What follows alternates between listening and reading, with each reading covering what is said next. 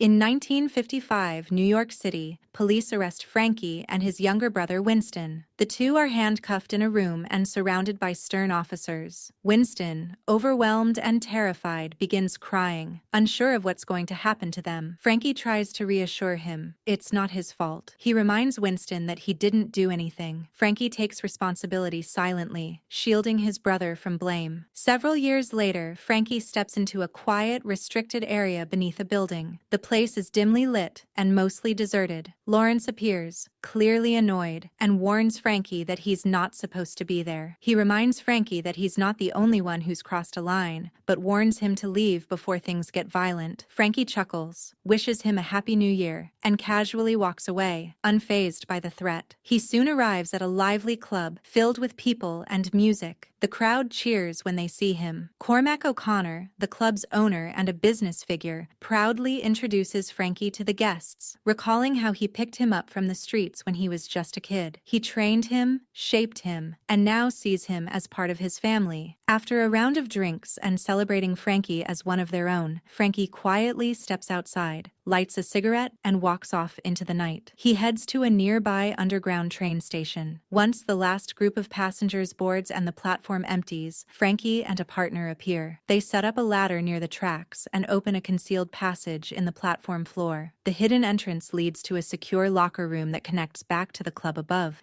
As the crowd upstairs counts down to the new year, Frankie and his partner position themselves inside the passage. At exactly 12 a.m., a speeding train slams into the hanging target, starting a mechanism. The impact forces the locker to burst open, causing the spaces beneath it to break down, making a way. After that, Frankie and his partner climb into the locker space. Frankie isn't looking for cash or gold, he's after something more important. He opens a locked box, revealing the real target, Cormac's private vault. But before he can grab it, his partner pulls a gun on him, demanding the piece. Frankie questions whether he's serious. Before he can react, the partner strikes him, but Frankie was ready. He quickly pulls out a hidden pistol and shoots his partner. As the man falls, his automatic weapon fires uncontrollably, spraying bullets upward and hitting innocent people celebrating in the club above. Chaos erupts and screams fill the air. The once festive crowd panics, running in every direction. Cormac's security team,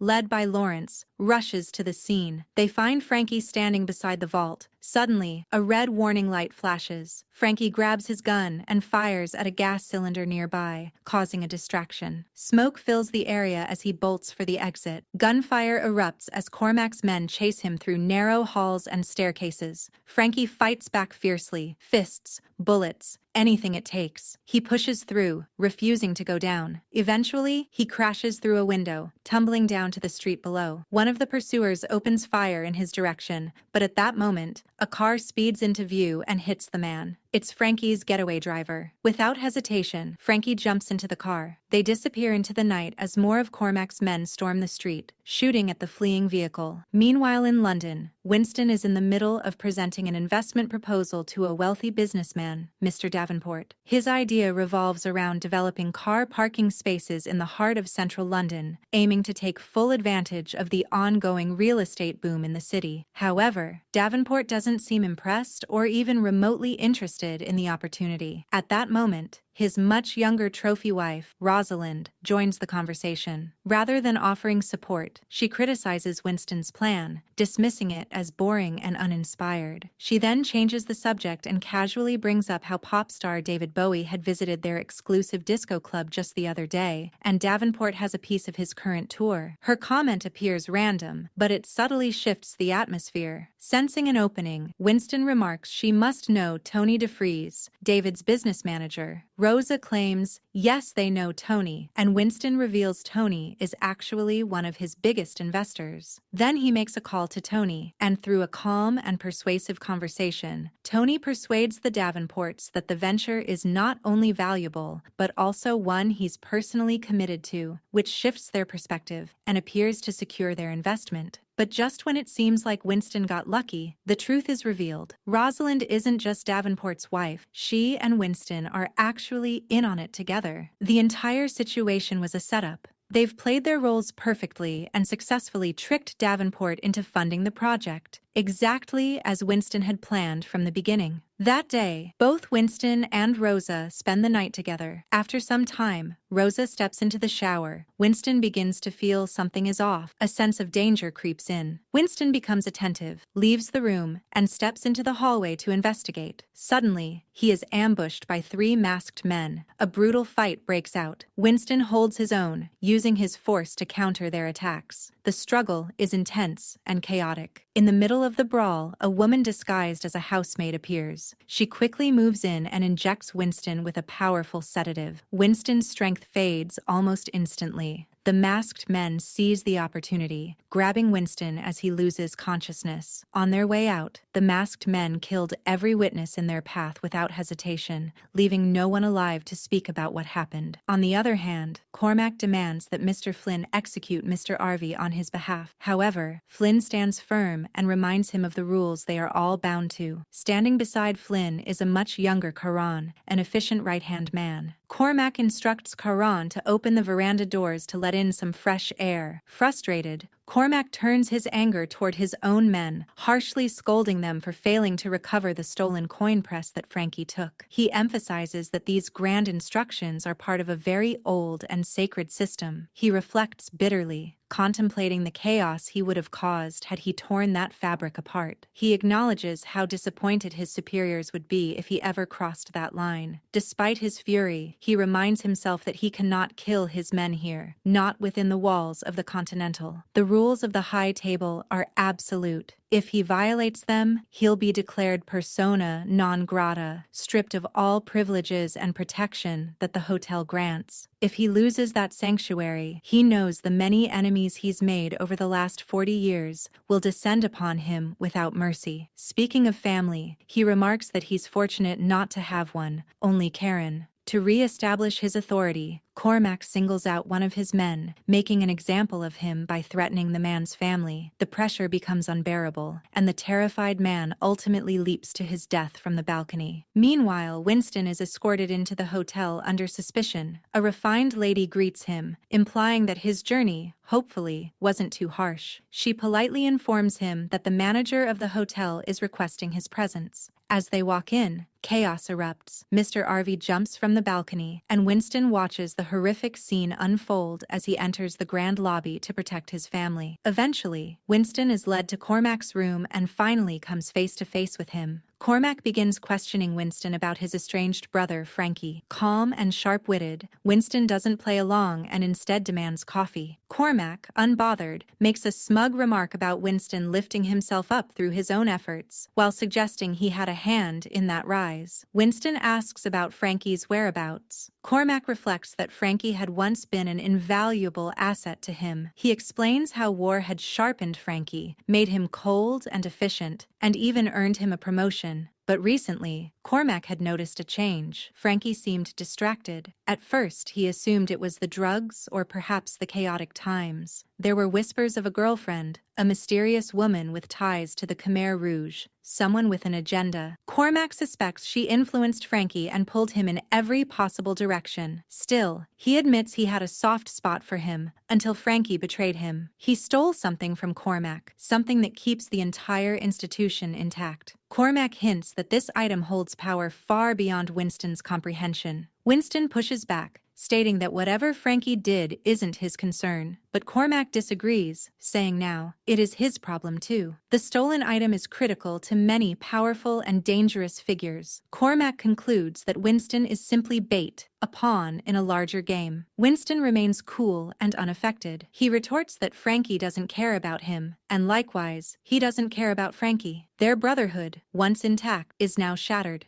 Cormac doesn't buy Winston's indifference and issues a final warning: find Frankie, or face the crushing force of the entire institution. Winston, composed and unshaken, offers no help and makes it clear he's not involved. Cormac, unconvinced but strategic, lets Winston leave unharmed for now. Secretly, he instructs his men to shadow Winston closely in case he leads them to his brother. Elsewhere in the city, we are introduced to KD, a sharp and determined NYPD officer who is secretly involved in an affair with her superior, Detective Mayhew. Together, they are conducting undercover surveillance on Uzan, a dangerous Russian criminal operating under the command of Cormac. Uzan has taken several criminal hostages and is preparing to execute them in cold blood. Miles and Luo, the two siblings, are among them. Calm but menacing, Uzan clearly enjoying the power and carefully considers who among them should die first. One of the hostage criminal Luo mocks him, making a remark about the size of his weapon, challenging his authority. Uzan takes offense and decides she'll be the first die first. Just as he prepares to shoot her, one of them suddenly opens fires, and a bullet hits Uzan's hand, throwing him off balance. In the chaos that follows, the hostages manage to overpower him. Uzan's fingers are broken in the scuffle, and one of the hostage criminal, Miles, delivers a stern warning. He must tell his boss not to cross them again. Humiliated and in pain, Uzan stumbles away from the scene, terrified, and escapes to his car. From a safe distance, KD, observing everything from inside her own vehicle, quickly snaps a photo of Uzan as he sits shaken in his car. After driving for a short while, she contacts Mayhew to inform him of what just happened. Mayhew instructs her to back off and stop following Uzan, but KD ignores the order. Soon after, Mayhew catches up to her and, seeing she won't listen, forcibly pulls her into his car to stop her from going any further. Later, while the two are standing in a shadowy alley, Katie shares her growing suspicion that Frankie may be the secret supplier backing Uzan. She is eager to act on the lead and dig deeper, but Mayhew refuses to let her pursue it. He understands how powerful the High Table truly is and makes it clear that the police are expected to stay out of their affairs, no matter what, and leaves. After that, Winston visits an old acquaintance, Charlie. He reconnects with Charlie's crew, and they all recall the old days when Winston used to borrow money from them. They comment on how it seems Winston is doing well in London now. Charlie remarks that maybe Winston brought some good luck back with him, considering how bad things have gotten in New York lately. The ongoing garbage strike is crippling the city. Charlie and his crew are managing, though.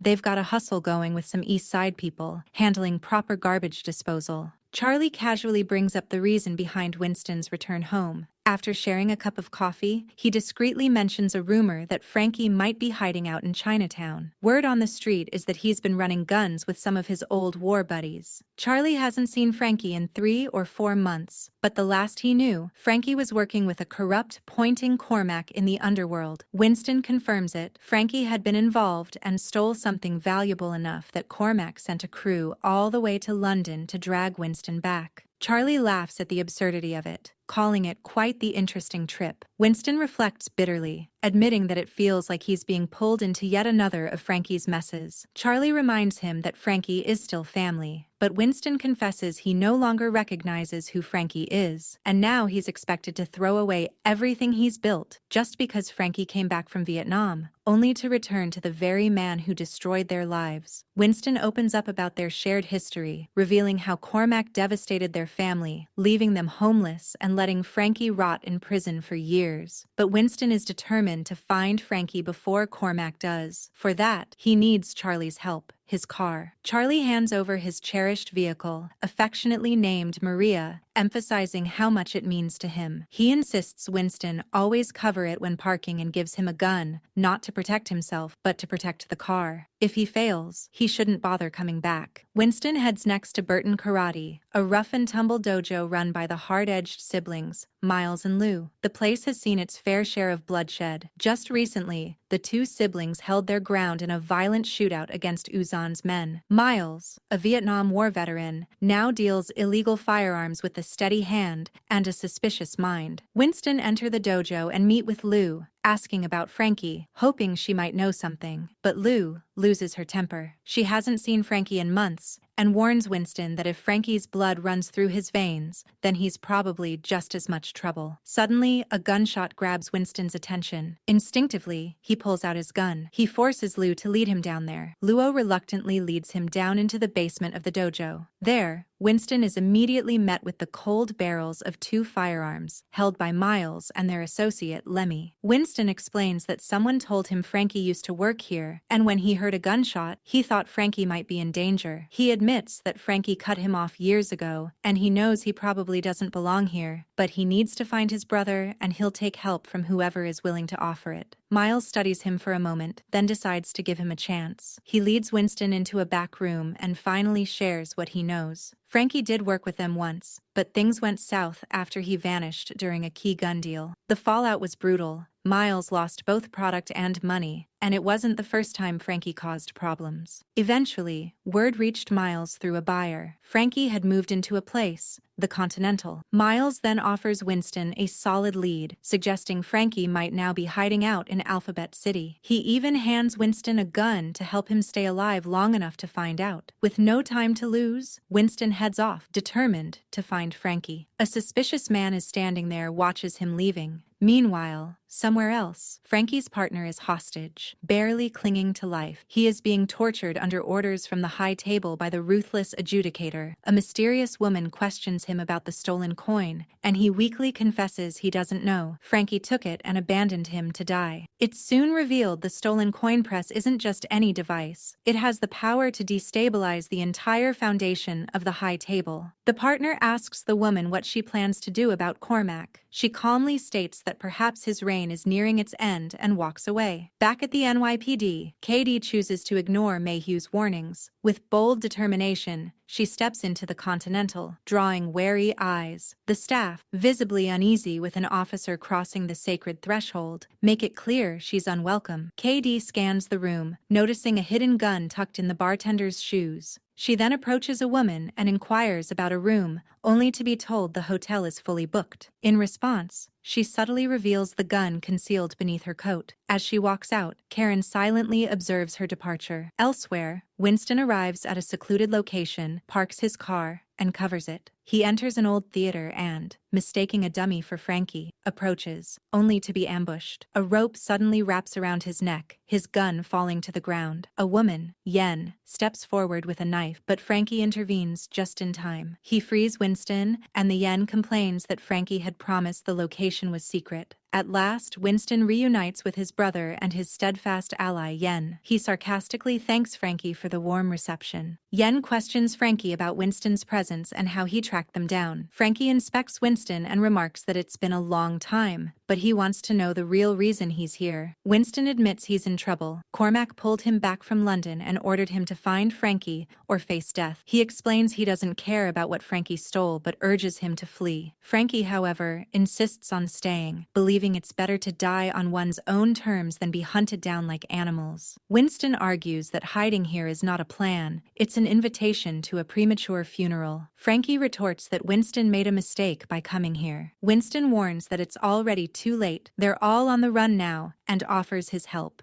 But trouble has already arrived. Cormac's men, tracking Winston, swarm the location. Believing they've found the brothers, they launch a missile into the building, only to fall into a trap. Winston had led them to a decoy theater, buying valuable time. During the aftermath, Frankie explains that Cormac is no longer the man they once knew. He's become more than just a street-level thug. He's now part of a vast criminal empire that stretches beyond the hotel, beyond New York, and into something far more ominous. Frankie unveils the stolen item to Winston and finally opens up about his motivations. He explains that a powerful and secretive group known as the Nile promised him and Yen a way out if he stole this item for them. In return, they were going to provide enough money to disappear completely, to build a new life from the ground up, somewhere far away from Cormac's reach. Frankie emphasizes that while Cormac is ruthless, the people he serves are far more dangerous. These shadow figures operate in silence, controlling systems from behind the scenes, erasing lives without a trace. Winston responds by saying he has access to a lot of money now, more than enough to offer Frankie the freedom that was once cruelly taken from him. He insists that he can use it to buy his brother the fresh start he deserves. But Frankie shuts the idea down.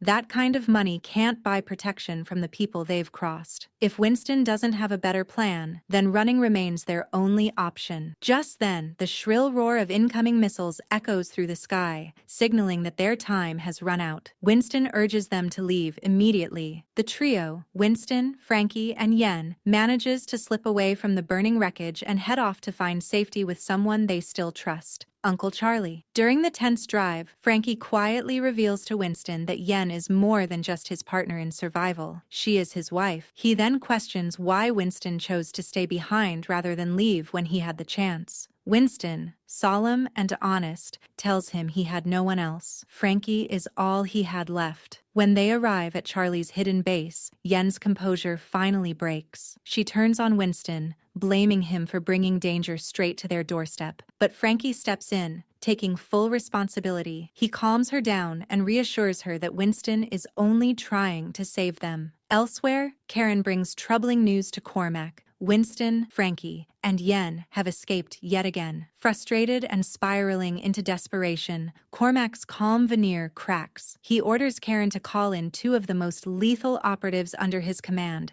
the assassin duo known as Hansel and Gretel. Back at Charlie's place, Winston and Frankie finally talk. Their conversation goes back years of resentment and buried pain. They look back at the collapse of the Scott family, how Cormac exploited their vulnerability, forcing them into homelessness after a debt they couldn't repay. Winston asks why Frankie ever returned to work for the very man who destroyed their lives. Frankie confesses he had a strategy, a long-shot plan. Winston bitterly reminds him their father had one too, one that failed miserably. The tension thickens as Winston accuses Frankie of never telling Yen about him and shutting him out of his life completely. He claims he came to New York to reconnect, to help his brother, but was ignored, even when Frankie was in prison. Frankie admits he took the fall back then, but he stayed away for a reason. He wanted to keep Winston out of this criminal world. That, he insists, was his way of protecting him. He believed shielding Winston from all this bloodshed and darkness was what being a big brother really meant. But just as they begin to reconnect, danger creeps closer. One of Charlie's inner circle has secretly been working for Cormac. Hoping for favor or reward, he betrays the trio's location and is ordered to eliminate them. As Winston and Frankie sit in the car, the traitor approaches with deadly intent. Before he can strike, Yen steps in and neutralizes the threat. Her timing saves them, but their troubles are far from over. Moments later, Cormac's hit squad closes in. The trio tries to escape, but the high-speed cars follows the trio. Finally, the trio's vehicle crashes, forcing them to abandon it and run into an old building nearby. With no escape in sight, they fight back with everything they have. It's a chaotic, desperate battle, but they manage to hold their own and eliminate the threat. After reaching the rooftop, one of Charlie's most loyal friends arranges an extraction. A helicopter is scheduled to land on the rooftop, offering their only chance of survival. As the blades spin overhead and they prepare to escape, things take a sudden, deadly turn. Hansel and Gretel, the assassins Cormac summoned, appear on the rooftop of a nearby building. From their vantage point, they open fire without hesitation. The pilot is killed instantly, and Yen is fatally struck in the gunfire. Pinned down and out of time, Frankie makes a devastating decision. In a final act of love and self-sacrifice, he shields Winston and Yen's life, throws himself in front of assassins, in a desperate attempt to buy Winston and Yen time to escape. Gretel doesn't hesitate and open fires. She ends Frankie's life with chilling precision.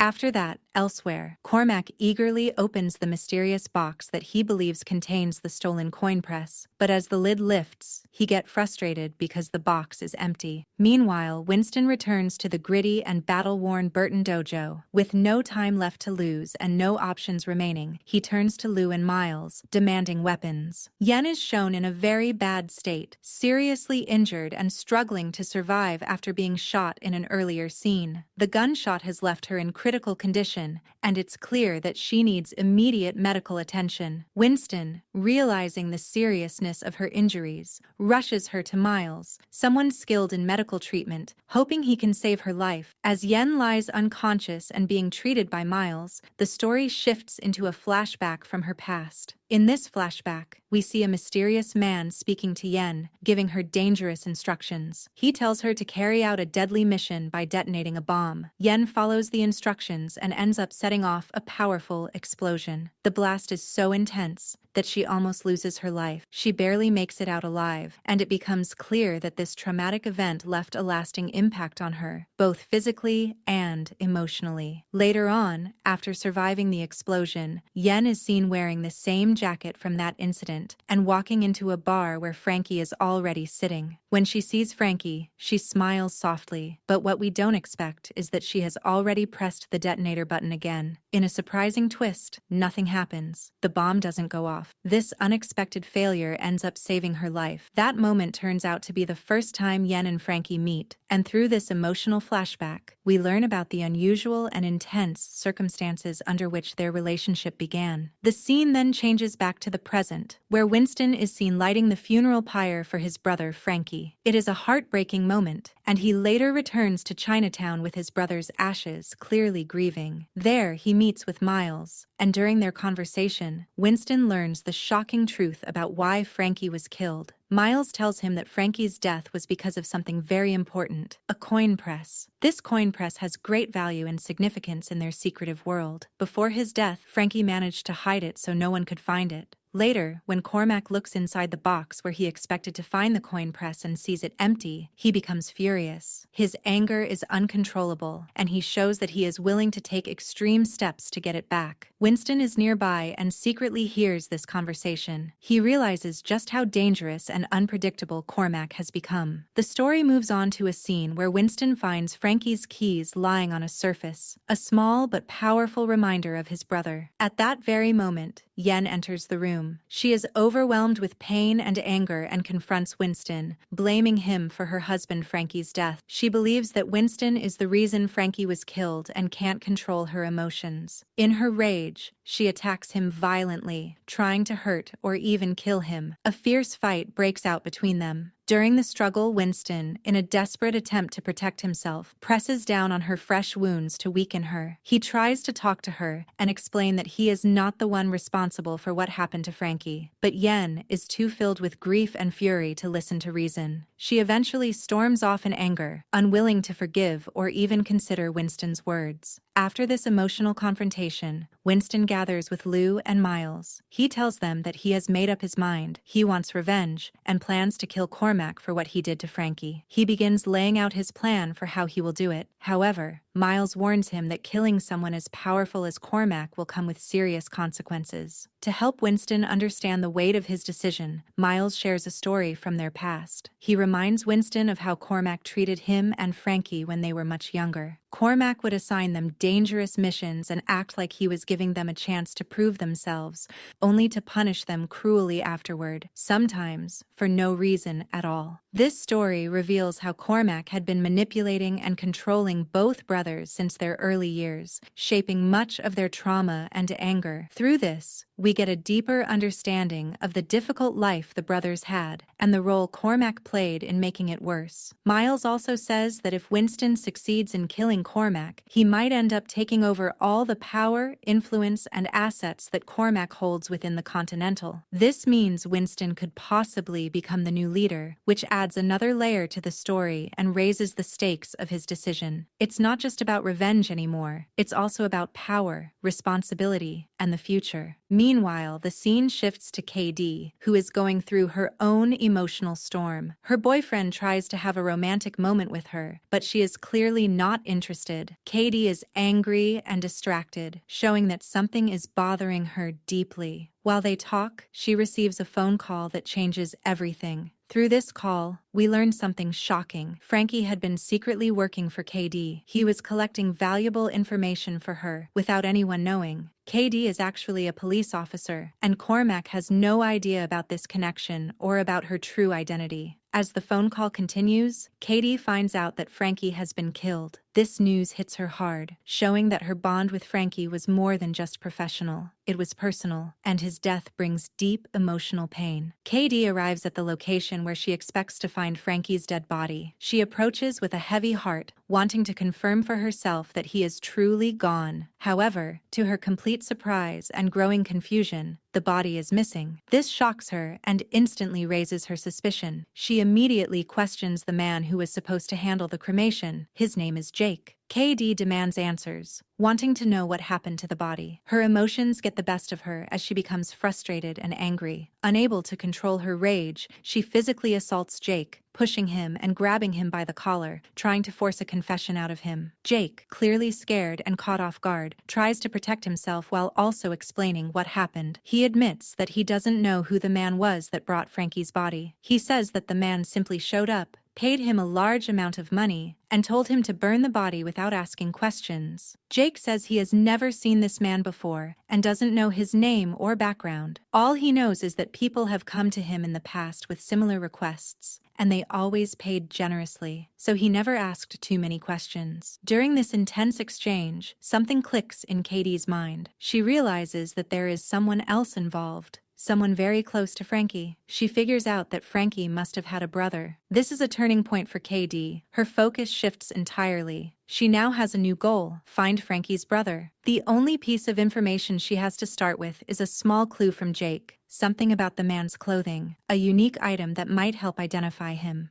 Although the clue is vague, Katie is determined. With this little information, she sets off on a new mission to track down Winston, who she now believes is the brother she's looking for. She heads toward Chinatown, where she has been told he might be hiding. The story then shifts to Cormac, who is sitting at a table, visibly stressed and frustrated. He tries to eat, but it's clear that his mind is elsewhere. Catherine is with him, and their conversation is tense. Suddenly, the adjudicator arrives. His presence alone adds even more pressure to the situation. He delivers a serious and terrifying warning to Cormac. The adjudicator makes it very clear that if Cormac fails to find the missing coin press and capture the traitors, there will be major consequences. Everything Cormac has built and all the power he holds is at risk. The adjudicator says that the High Table, the ruling authority in their world, will intervene. If Cormac is found to have failed, he will be removed from his position of power, and the entire Continental Hotel will be shut down. He will lose everything. The adjudicator's tone is firm and cold, reminding Cormac that he is well aware of these consequences. The warning is not a threat, it's a promise. If he doesn't act quickly, he will be replaced, and the hotel will be taken from him. Cormac listens, growing more furious with each word, but he stays silent. He knows deep down that fighting the High Table is impossible. Everyone knows the High Table is all-powerful. Knowing this, Cormac swallows his anger and keeps quiet, even though rage and fear are boiling inside him. The story then moves back to Winston, who is now working with his allies to come up with a plan to take down Cormac. During one of their strategy sessions, they hear about a woman named Maisie. She is mysterious and powerful, and might be the key to defeating Cormac. Maisie is known to be fearless, and she controls a secret army, an invisible force that even Cormac doesn't know about. This army is often called a ghost army because it moves in silence and leaves no trace. Maisie is one of the few people Cormac truly fears,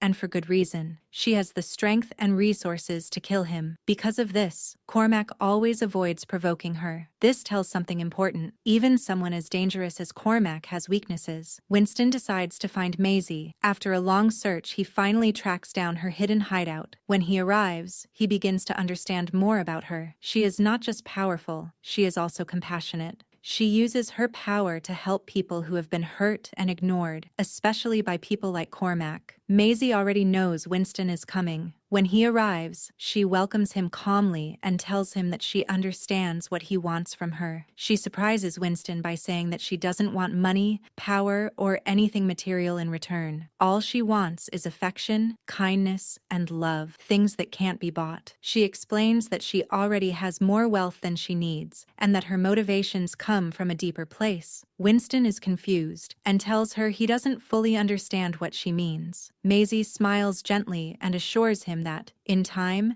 everything will make sense. Just as they are talking, Cormac's men, who have been tracking Winston, arrive at Maisie's hideout. A huge fight breaks out. Without hesitation, Maisie jumps into action. She fights with incredible skill and bravery. Her army joins her, and together they take down Cormac's men in a powerful and thrilling battle. The story then shifts to introduce a new character named Gene, an older man who has a long history of working alongside Cormac. In the past, they were close partners, sharing missions and working together on many assignments. But now, things have changed dramatically. Gene no longer trusts or respects Cormac. In fact, he holds a deep grudge against him and feels bitterness and hatred toward the man he once worked with. Gene is shown to be an expert sniper, someone highly skilled, calm, and incredibly dangerous when he picks up a weapon. He works with precision and confidence, even at his age. In one powerful and unsettling scene,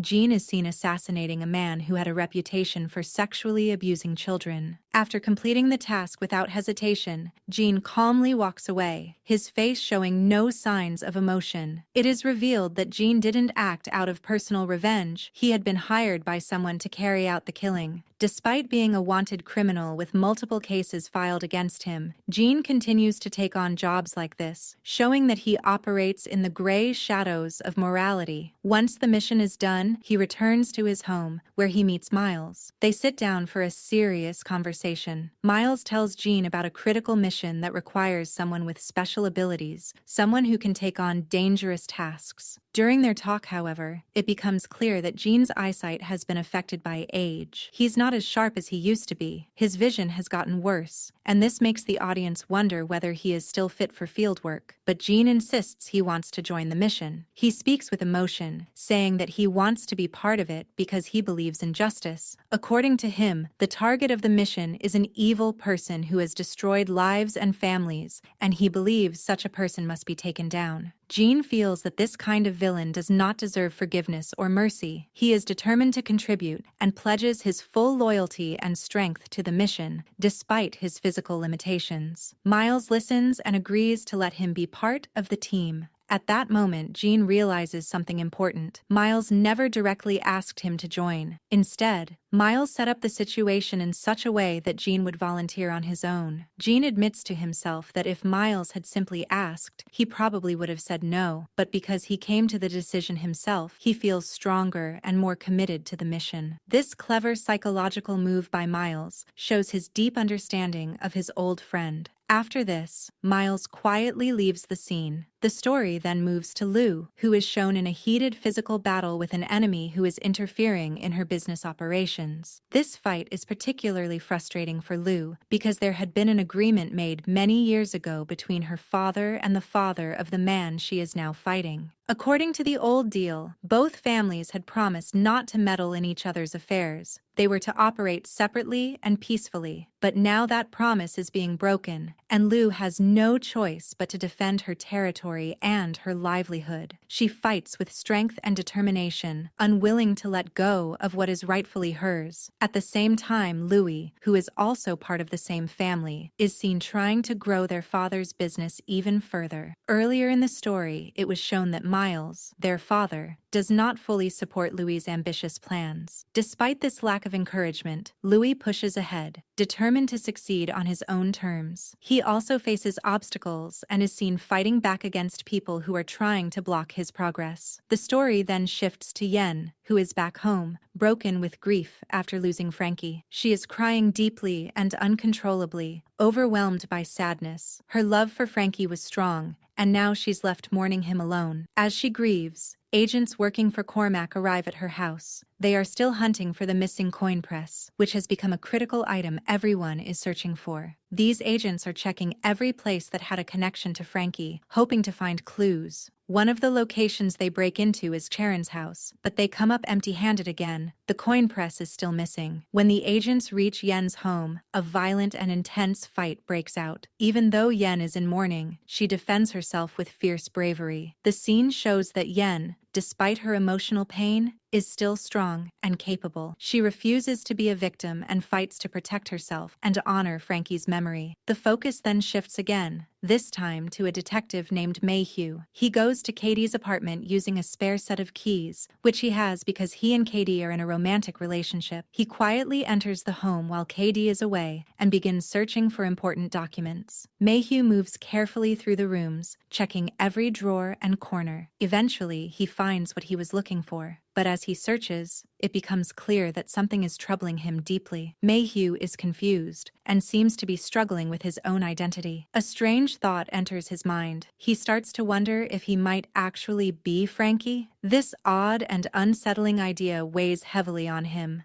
It's not clear whether he means it literally or if it's a psychological reaction to Katie's actions and the mystery surrounding Frankie, but it shows that he is mentally and emotionally overwhelmed. He leaves the house with the documents in hand, but his mind is clearly still clouded with confusion. The story then returns to Winston, who is now talking with Jean again. The two are planning their next move. Jean, using his experience and intuition, gives Winston some important advice. He warns him that there are people inside the Continental who cannot be trusted. Some of them may seem honest or neutral, but in reality, they are loyal to Cormac and could be dangerous. These hidden enemies are the ones Winston needs to watch out for the most. As they talk, Jean and Winston observe someone from a distance through binoculars. It's Karen. It becomes clear that Karen is now a person of interest in their mission. He is someone they must keep a close eye on, and he may play a key role in whatever happens next. It is eventually revealed that Karen has a deep and emotional reason for staying completely loyal to Cormac. He has made a promise that is very close to his heart. Cormac has told him that he will bring his father back to him, which gives him hope and keeps him connected to Cormac. His father is currently living in a dangerous region, a place that is full of violence, tension, and the constant threat of war. Life there is extremely difficult and full of fear, and although we don't know much about other relatives, the story clearly shows that Karen's father is the one person he longs for the most. He is the only family member mentioned, and Karen's love for him is strong. Karen is shown writing a heartfelt letter to his father, filled with emotion and longing, expressing how much he misses him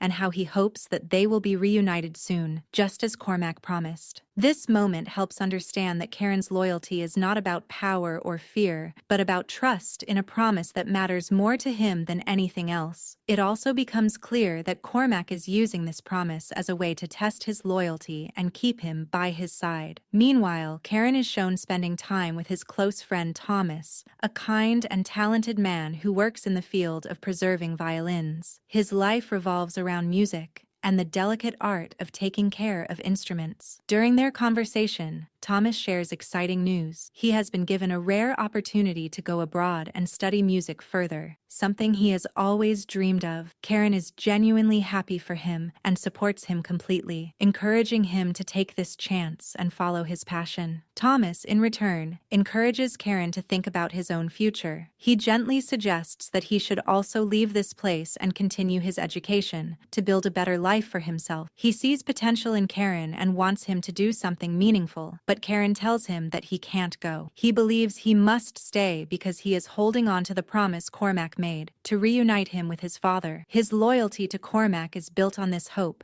and he feels he has no choice but to wait. He expresses this with a firm heart, showing that he has made up his mind. This moment reveals how much faith he has in Cormac, and also shows that he is one of Cormac's most trusted followers. He is close to him, knows his secrets, and truly believes that he will fulfill what he has promised. As the story continues, we see Winston secretly following Karen. After reading the letter he wrote to his father, Winston realizes something important. Cormac's promise about reuniting Karen with his father is Karen's emotional weakness, the one thing that deeply affects him. Winston decides to use this knowledge to talk to him. He finds Karen riding a bus and gets on with him. He clears out the other passengers so they can speak privately. Along with Winston are Louis and Maisie, and they are all there to meet Karen. They explain their plan and ask him to help them. They want him to lead them to Cormac and help them get inside the Continental Hotel. Their goal is clear. They plan to assassinate Cormac. They explain that they are building a resistance group that will launch a full attack on the Continental, and they need someone close to Cormac to help them from the inside. During this meeting, Winston decides to open up and share his past with Karen. He talks about the painful and dark experiences he went through under Cormac's control. He doesn't hide anything. He tells him how Cormac manipulated him, caused him pain, and shaped his life through fear. These stories make Karen pause. He begins to doubt whether Cormac is really the kind and protective person he always believed him to be. For the first time, he questions whether he's been trusting the wrong man. He starts to wonder if Cormac is not a savior, but a dangerous manipulator who uses people for his own gain. These thoughts make him feel confused and torn inside. As he tries to understand his feelings, the scene suddenly shifts to Cormac. In a shocking and violent outburst, Cormac kills Thomas, the man who had cared about Karan and tried to help him. Thomas had suggested Karen should leave and get away from Cormac to live a better life. Cormac sees this advice as betrayal. He believes that anyone who tries to pull Karen away from him is trying to take something precious from him, and he cannot accept that. When Karen returns to the hotel and discovers Thomas's lifeless body, he is filled with shock and grief. He confronts Cormac, asking him how he could do something so cruel. Cormac, instead of denying it, admits what he did. He tells Karen that the idea of losing him made him so sad and angry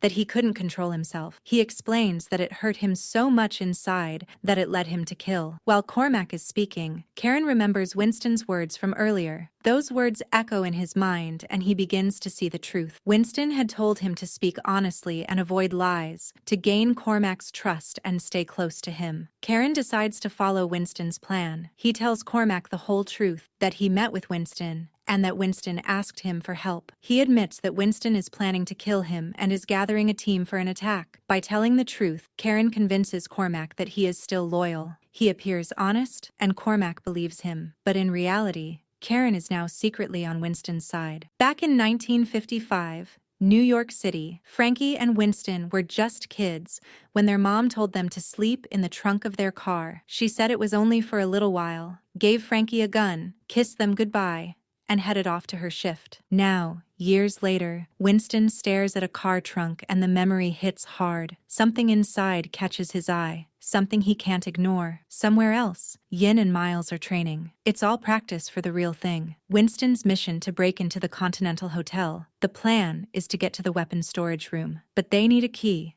and Winston's got it. G warns them that the key might be with Cormac, a paranoid guy who always expects trouble. If he gets to the armory first and gives weapons to the guests, it's over. But Winston has backup. Turns out he made a deal with Maisie to support. But Miles still has some doubts. He doesn't think Maisie will actually help. He trusts proof, not promises. The tension builds. Winston tells them this is their last chance to leave. He's all in, with or without them. Then he walks out. Outside the city, Lee and Lou are loading up weapons. Mayu is snapping secret photos behind their backs. In another spot, Lou and Lemmy are setting C4 charges. Lou hesitates. Lemmy says there's no choice. Orders came from Miles. Suddenly, Silva shows up at their shop. She asks about Winston. Lou and Lee try to act clueless, but Silva doesn't buy it. She says she's only after Winston and leaves her card. What she does not know is that Mayu has captured every moment with her camera. Near the Continental, Jean walks into an apartment posing as pest control. The woman inside doesn't trust him. He distracts her with a planted dead rat, and when she panics, he calms her down, offers to pay for a hotel while he cleans the mess. And once she leaves,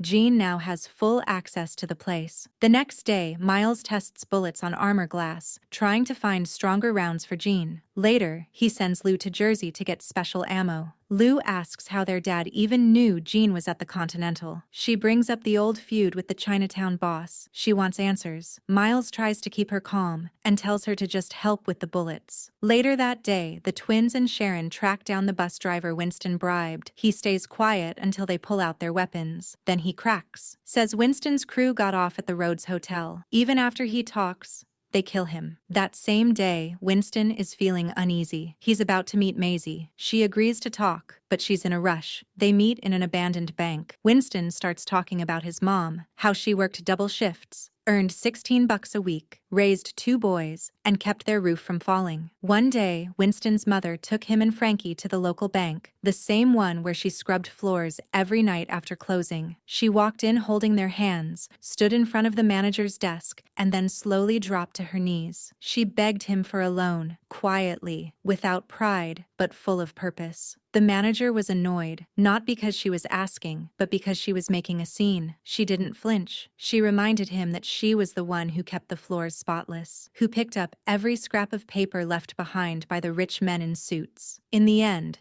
she got the loan. Winston, watching all this as a boy, tells Maisie that people look down on the poor like they're invisible, but when it matters most, they're the ones who push through, who surprise you, who win. As a gift and a gesture, Winston hands her a sealed folder. Inside are the ownership papers for that same old bank building, the one she's standing in now. He tells her it's hers, that it would make a perfect base for her team, somewhere hidden in plain sight, somewhere with weight. Maisie's expression softens. She starts to consider it. Then Winston tells her he needs 1 day of work from her crew. Just one, wearing suits he's already had tailored for them. That does it, she nods. Meanwhile, out on the road to Jersey, Lou feels eyes on her. She notices a car behind her, too steady, too close. She pulls over, walks to a payphone, and leaves a message for Winston with the receptionist at the Rhodes Hotel, telling him to stay sharp. Just as she hangs up, Mayu steps into view, asking about something vague, but Lou doesn't hesitate. She lunges, knocks him flat with one hit,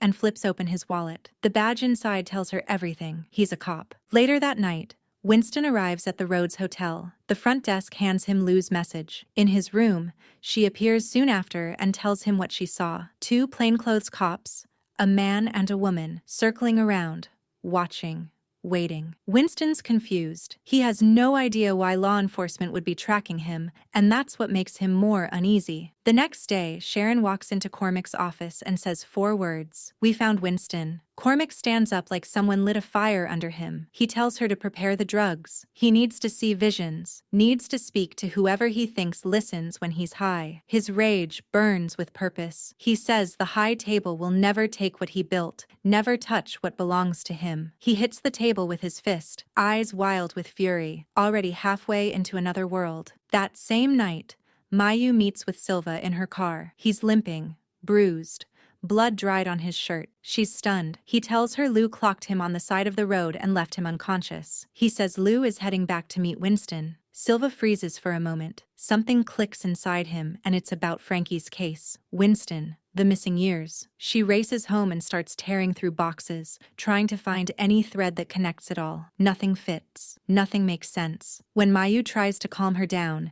she lashes out and slaps him, her voice shaking as she screams for him to leave. Back at the Rhodes Hotel, just before dawn, Cormac's men show up at the front desk and ask for Winston's room. The receptionist refuses. One of them pulls out a pistol. Upstairs, Winston and Lou are in the middle of a tense conversation when the door slams open. Gunmen pour in. Winston ducks behind the bed and fights back, grabbing a lamp, flipping a table, doing whatever he can to stay alive. He slips out the side door. Lou stays behind and takes a hit from Hansel before going down. Winston stumbles into the street just as Silva pulls up and steps out, pistol already raised. She calls his name, eyes locked on him, but before anything can happen, bullets rip through the air. Cormac's men are everywhere. She returns fire, dropping 2, but gets clipped by 1 in the cheek. She goes down, blood running down her face. Winston rushes toward her, hands out, but Hansel comes up from behind, knocks him out cold, and hauls him into a car. Lou gets downstairs just a second too late. Mayu pulls up and finds Silva bleeding, leaning against the curb. She tells him she had Winston in her sights, but lost him to Cormac's team. Then she reaches into one of the dead men's pockets and pulls out a single Continental coin. It glints in the streetlight. Mayu tells her she's pushing it too far. She just tosses him her badge and walks off, done pretending to follow anyone's rules. Back at the safe house, Lou tells Miles the team is ready to go, but Lou adds one more thing. Winston's been taken by the twins. Meanwhile, Silva arrives at the Continental Hotel. She slides a rare gold coin across the front desk. They don't ask questions. They hand her a key. It's the room 818. Inside the Continental, Winston wakes up in a chair. Cormac's standing over him, smiling like a man who finally found the last piece of a puzzle. Winston doesn't flinch. He remembers Cormac's past. He knows the buildings that burned and the people who vanished. Cormac demands the location of the coin printing machine. Winston laughs, says he should ask Frankie's ghost. Cormac loses it, orders his men to toss Winston off the balcony, but before they move, they hear gunfires and 2 guards fall. Cormac dives for the shotgun hidden in his desk drawer. He reaches in but finds nothing but, as he looks up, Sharon's standing there, holding the weapon, steady hands, eyes locked on him. For a second, Cormac doesn't say a word. He just stares, shocked, betrayed, knowing he never saw this one coming. Sharon asks Cormac for the key to the armory. Acting calm, Cormac tells her to go get it himself. Just then, Winston yells at Sharon to take the shot, but she freezes. His hands are still tied, and she can't risk it. Cormac takes the chance, slips out of the room, and locks the door behind him, promising he'll settle the score. At the same time, the entire team gets into position to take over the Continental Hotel. Miles and Yin enter through the lower levels, while Lemmy glides across a cable from the neighboring rooftop and cuts it once inside. Ben plans to come in through the basement entrance. At the front desk, the receptionist starts noticing strange signs, bodies going missing, something off. She grabs her weapon and begins to search. Yin strikes first, grabs her, and demands to know where the twins are. He's not interested in anything else, just revenge. When she refuses to talk, Miles steps in, takes her down, and reminds Yin to stay focused on the plan. Lemmy begins blasting through locked doors one after another. As guards rush out to respond, he takes them down fast. Winston gets word that Cormac is headed for the armory with the key. He tells the team to start Phase 2 and meet him and Sharon at the armory entrance. Back at the dojo, Lou still hasn't made up her mind about joining her brother. Suddenly, a kid from Dan Lee's group shows up, and Lou scolds him for showing up unannounced. The boy says Dan Lee is on his way and bringing others with him. Lou steps outside to meet him. Dan Lee arrives with a line of men behind him. Lou tells him not to start anything unless he wants to face her brother. Dan Lee doesn't seem worried. He already knows Miles and the rest of the team are away on a job. He says the dojo is shutting down. Then he lays it all out. Lou's father killed the original owner of the place and made a deal with Chun, the local boss, to keep it. But that deal died with him. Dan Lee shows her a pistol engraved with her father's name, known across the city. Lou's brother knew the truth but never told her. Dan Lee sends the kid back to the base, but the boy refuses and says he wants to stay with Lou. She hugs him tight, stunned by what she just heard, before stepping aside as Dan Lee's crew begins tearing the place down. In the hotel basement, Cormac reaches a locked door. When it won't budge, he crashes through the wall beside it and steps into the room. Aware of the camera watching him, he signals his team, then slips out. Sharon tends to Winston's wounds, patching him up while apologizing for hesitating earlier. She couldn't take the shot, not with him tied up. Meanwhile, Cormac activates Inimicus, a red-level alert that tells every assassin in the hotel to gear up and move out. Even the hotel staff start grabbing weapons. Yin hides in the vents, staying out of sight. Lee and Miles take cover, watching every step. Winston radios the team, warning them the red light's on and they need to be careful. He and Sharon begin moving quickly. Suddenly, an announcement booms through the speakers. Every guest is ordered to hunt down Winston, Sharon, and their team. Silva, staying at the hotel, hears the message too. Screens across the halls display wanted posters for both Winston and Sharon. The twins start packing. They know the hunt's begun. Winston tells his team through the radio to regroup near the armory. Guests all over the hotel begin the search, joined by staff with orders to kill. Silva walks out of her room and grabs a poster from two guests. They recognize her as an officer, but she beats them down fast. Not far away, Lemmy is running from security but takes them out one by one. His face is already on every hallway screen. He breaks into the admin office where a woman begs him not to hurt her. Lemmy lowers his weapon, trying to show mercy, but she suddenly swings a machete at him. Lemmy blocks her with his axe. They fight hard, and in the end, Lemmy wins. At the armory, Winston and Sharon arrive first. They radio the others to check on their positions. Miles is locked in a fight and gets jumped by a ninja. From a distance, Jean, positioned with a sniper rifle, eliminates the ninja and several more enemies. Yin crawls through the vents, still chasing the twins. Ben, meanwhile, has taken over the CCTV room, working to give the team full control of the cameras. Winston and Sharon knock on the armory door, wondering if Cormac is already inside. Suddenly, soldiers appear from all directions with weapons aimed at them. Cormac steps out, pleased, and mocks Sharon for turning on him for a musician. Sharon calmly calls him cruel and says he's going to answer for everything. Cormac snaps and tells his men to get rid of her. Winston stands his ground. Then everything shifts. Some of the guards point their weapons at Cormac instead. They're not his men. They're Maisie's people, planted quietly and waiting for the right time. Winston looks unfazed. He reminds Cormac that he's not the only one who came prepared. More of Maisie's team step out from hidden rooms nearby. Winston tells them to open the armory. Cormac, realizing he's been played,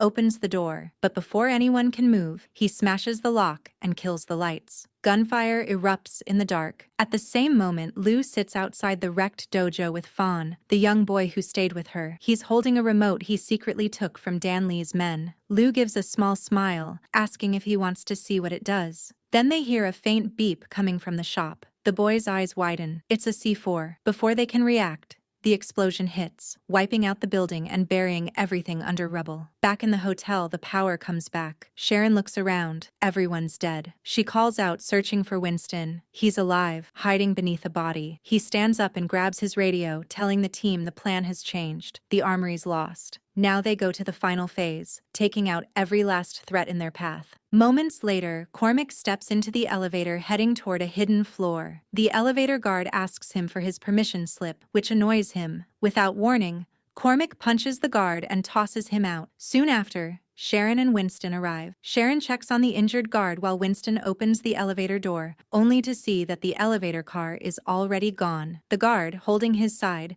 says Cormac is headed to the 13th floor. Just then, Silva appears with a gun aimed at Winston. She tells Sharon to back off. It's her fight now. She drags Winston away. In a nearby apartment, Gene stays focused on his sniper scope until the apartment's owner walks in. Gene quickly pulls his gun, but the woman only wants her medicine. Not wanting to harm her, Gene ties her to a chair and apologizes before returning to position. Silva brings Winston into her room. He asks her what this is really about. Silva reveals that she was the child who survived a store fire in 1955. Her investigation led her to Winston's older brother, the one who caused the fire that killed her family. And Winston had been there too. She says she's only after justice. Winston pleads for a chance to explain. He says they were young, they followed orders, and they were told the building was empty. Silva doesn't care. She pours gasoline on him and lights a match. With guilt in his voice, Winston confesses. It was him who threw the firebomb. Before the situation gets worse,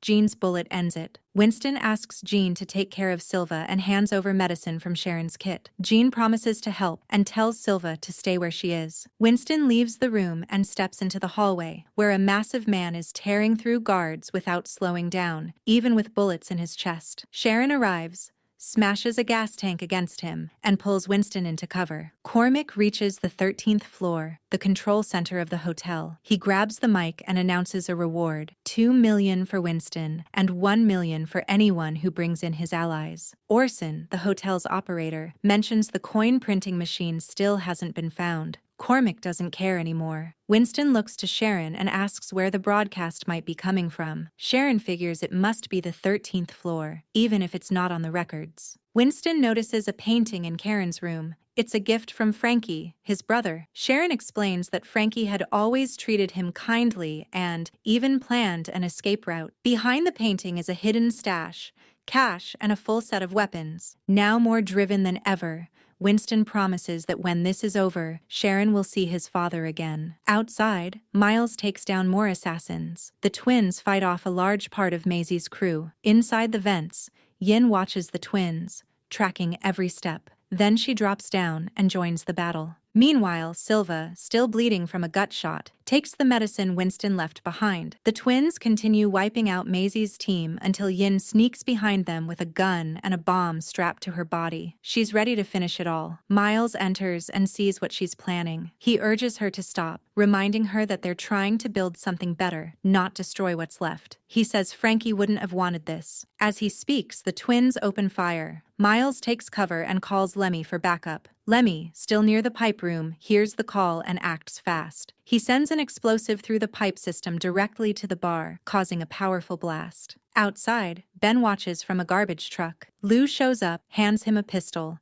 and leaves her wild companion Fawn with him for backup. She heads into the hotel. At the bar, reduced to rubble, Miles pulls himself from the debris, badly hurt. Lemmy tries to help, but Hansel is still alive. With his last breaths, Miles gives Lemmy a message for Winston. Then he passes. Lemmy tells Winston the C4 charges are already placed. Winston closes his eyes for a moment. Soon after, Winston contacts Ben and asks him to track Cormac's men and any assassins still inside. Winston begins sending bombs through various rooms, wiping out threats fast. Cormac watches as his guests fall one by one. His rage builds. He wants to reach the 13th floor control room, but Sharon remembers something. Back when he first worked at the hotel, Cormac used a food elevator from the kitchen to get to that secret floor. Together, she and Winston rush to the kitchen and use an access card to move upward. By the pool, Yin confronts Gretel. She tosses Gretel's remote into the water. Gretel drops her weapon, and the two fight. Yin,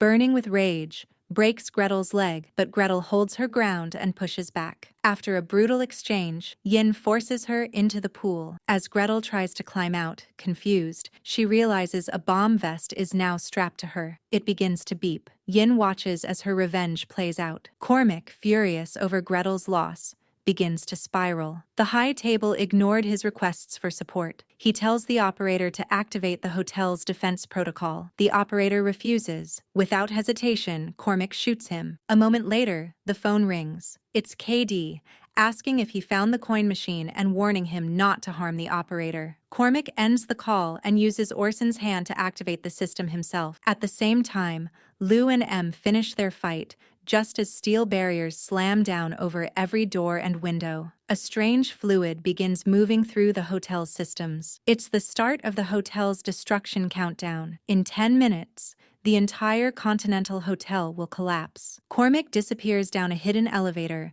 and Silva silently watches him go. Upstairs, Winston and Sharon reach the 13th floor and find the operator lying dead. Sharon checks the monitors and sees the worst. The hotel's destruction countdown has already started. Outside, Yin is locked out and can't get back inside. Meanwhile, Cormac reaches the lower level and heads toward an emergency exit connected to the subway. Sharon tells Winston the only way to stop the destruction is with Cormac's handprint. The screen shows he's already at the exit. Without wasting a second, Winston dives into the garbage chute and lands below. He grabs his weapon, but before he can get into position, Cormac comes out of nowhere and attacks. He's furious, screaming about how he once made Frankie burn buildings and now wants Winston to go down the same path. Just then, Silva arrives. She raises her gun and listens as Cormac confesses. The man responsible for destroying her family now stands before her. He tries to talk her down, thinking she's just another hotel killer, says the reward is cancelled, but Silva doesn't stop. She shoots him. Cormac drops. With less than 3 minutes left, the emergency escape train rolls in. Winston grabs Cormac's hand and scans it on the control panel, shutting down the countdown. The hotel is saved. Winston and the team breathe easy. They hug each other, relieved it's finally over. Ben celebrates, and Yin looks around as the steel doors unlock, red lights vanish, and the hotel's no-killing rule quietly returns. Somewhere else, Gene finishes his mission, walks back into the apartment,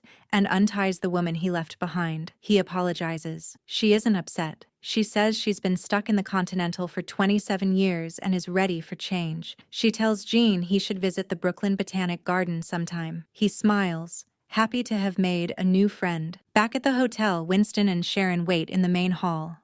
They talk about Winston returning home, but Sharon says this place is his real home now. He wouldn't have survived without it. Soon, the adjudicator from the high table, KD, arrives with her quiet henchmen. The rest of the team gathers, except for Lemmy, who didn't make it. Winston brings out some fancy beer to thank his people. Just then, he hears something outside and steps out to see the henchman placing a plaque on the hotel wall. KD gets out of her car and announces the hotel is now under interregnum. That means everything stops until the high table makes its next move. She congratulates Winston for taking back the hotel from Cormac. Winston talks about how luck and fate have always followed him. He says Frankie had hidden the coin printer in their mom's old car, something he finally tracked down. Katie gives him a slight nod but reminds him he doesn't own the hotel. Winston keeps his voice steady. He says he beat Cormac on Cormac's own ground and now controls what the high table needs most. The printer is safe, locked away with Maisie in the bank Winston gave her. He adds that he doesn't believe in middlemen. Katie doesn't like that. She says the high table doesn't recognize his position and won't cut any deals. She turns to leave. Winston walks down the stairs behind her,